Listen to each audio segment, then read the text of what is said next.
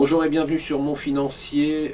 Nous sommes le jeudi 27 mars et on commence par, franchement, ce qui est un drame national. Je ne comprends pas, même les commentaires des journaux. Chômage, le chiffre qui tombe mal pour Hollande, nous dit Les Échos.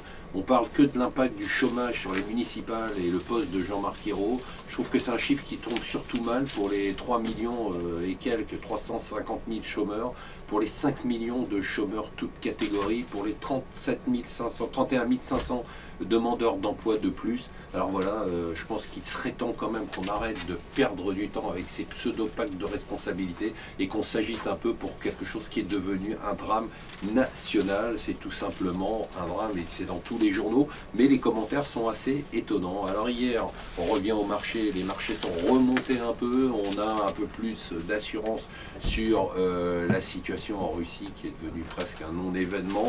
Alors il faut savoir que l'Ukraine quand même est en faillite, hein, c'est tout ça, aussi simple que ça, qu'il lui faudra beaucoup d'argent et le FMI va déjà dès aujourd'hui dégainer 15 milliards de dollars, rien que ça, et ça ne suffira pas, il en faut 3 ou 4 fois plus. Le voilà, Xi Jinping, alors il est à Paris, vous commencez à le savoir, et on doit le remercier, qu'est-ce qu'il est gentil, il nous a donné 18 milliards d'euros de contrats, qu'est-ce qu'il est beau, qu'est-ce qu'il est grand, c'est sympa, avec ça on se taira sur tout ce qu'il fait dans son pays.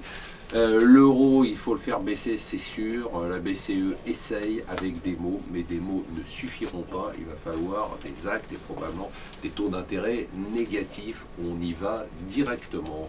La surprise du jour, c'était hier soir après la clôture, eh bien, la Fed qui a décidé de dire à 5 banques américaines, vous n'avez pas passé les stress tests. Il faut en fait que vous arrêtiez de distribuer des dividendes généreux et que vous constituez des réserves. Je ne vous ferai pas la blague qui est à peu près dans tous les journaux ce matin de Candy Crush. Bon, c'est le jeu Candy Crush qui a craché en bourse, vous avez compris, elle est énorme. On a perdu près de 15% hier, mais tout le secteur est en train de se prendre une claque. Facebook a perdu 12% de son plus haut.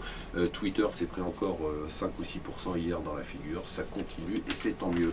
La plus grande victoire avec la Chine pendant que nous on lèche le cul du dirigeant chinois. Les Anglais, eux, n'ont pas besoin de faire ça pour obtenir le deal le plus fabuleux qu'ils aient pu obtenir cette année. Londres va devenir le centre de compensation du yuan pour toutes les transactions internationales. Ça, je peux vous dire que c'est un deal en or. Ça vaut plus que nos 18 milliards de merde. Et voilà, sur ce bon mot de plein de raffinement, je vous laisse et vous souhaite une bonne journée.